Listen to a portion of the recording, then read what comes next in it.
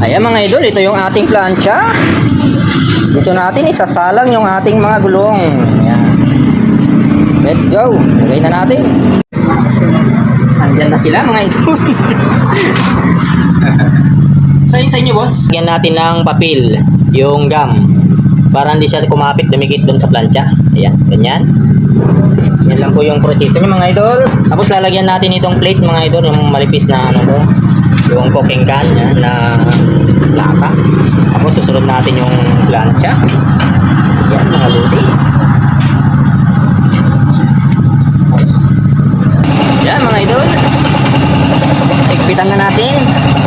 Shout out sa aking pamangkin na si Rachel Bedonia, ang babaeng raketera, at sa aking ate na si Mami Wims na very supportive sa kanyang dalawang anak. Pakisuportahan po natin sila mga idol ko. Maraming salamat po sa inyo. Oh my God! Wow! Yan mga idol, bubuhusan natin ng tubig. Yan, ganyan. Mga 6 na patak to mga idol. Pangalawang patak mga idol. Pangatlong patak mga idol. Pangapat na patak mga idol. Ganyan lang po. 5. Pang-6 mga idol. Ito na yung final. Punutin na natin mga idol. Maghintay tayo ng 5 minutes bago natin tanggalin. Mga idol, tanggalin na natin. Sobra na tayo sa 5 minutes. Papel, malusaw. Shout out sa mga legit customer ng Mars Vulcanizing Shop mga idol, at mga viewers natin dyan, at syempre sa ating mga followers dyan na walang sawang sumusuporta sa atin mga idol.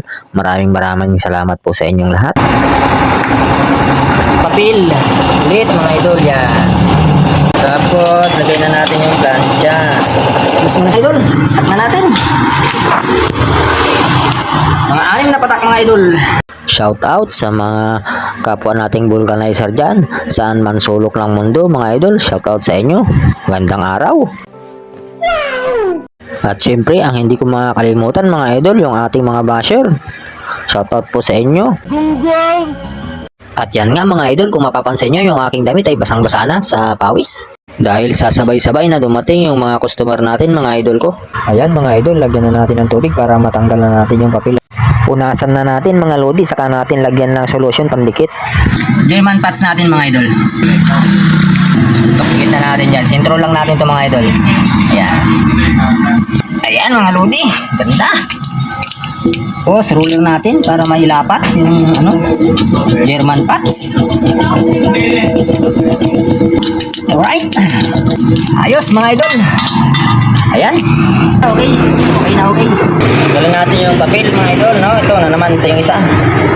Yung sa Fortuner. Wala yung tubig. Hintayin lang nating matuyo konti, saka natin lalagay yung German pads. Ayan mga idol, habang inaantay natin matuyo yung lagyan natin ng solution, langisan na natin itong isang gulong para may kabit na natin dun sa kanyang mugs. So baliktaran po yung paglagay ng langis mga idol para madaling may pasok, mas madulas. So ganyan lang po yan mga idol. Punasan na rin natin yung kanyang mugs para saka natin lalangisan mga idol.